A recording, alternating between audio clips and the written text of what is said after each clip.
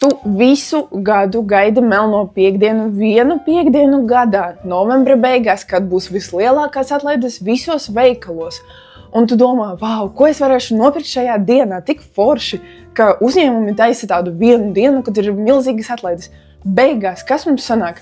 Atlaides ir visu mēnesi, visu novembrī, un kādas ir atlaides? 20%. Paldies, tas ir tik ekskluzīvi.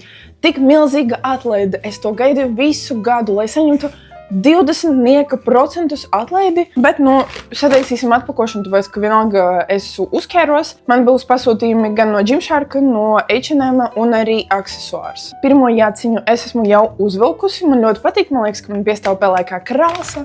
Arī izskatās tāda ļoti klasiska. Man ir arī jauni auskariņi. Šādi es nopirku veikalā Milo Beauty. Man ļoti patīk tur pirkt auskarus. Šie auskariņi ir sudraba. Un tālāk turpināsim ar H&M. Es tur nopirku tādus džinsus, ne džinsus. Es nevarēju saprast, kas tas ir. Kaut kāds materiāls tāds interesants. Teodors jau ir maisā. Ok, mēs viņam netraucēsim. Uz auguma šie džinsi izskatījās ļoti smuki. Es vēl nopirku arī tādu jaciņu parastu, kas būs vienai reizei.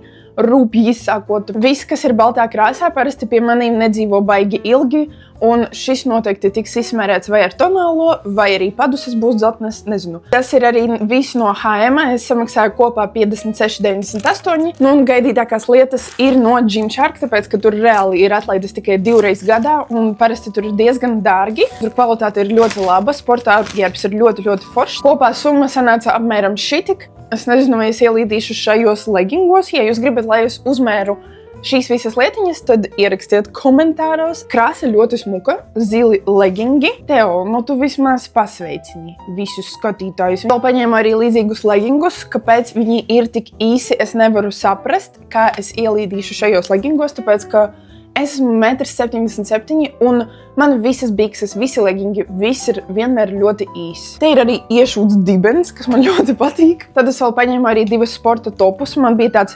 noskaņojums riskēt. Es gribu riskēt, man ļoti patīk risks.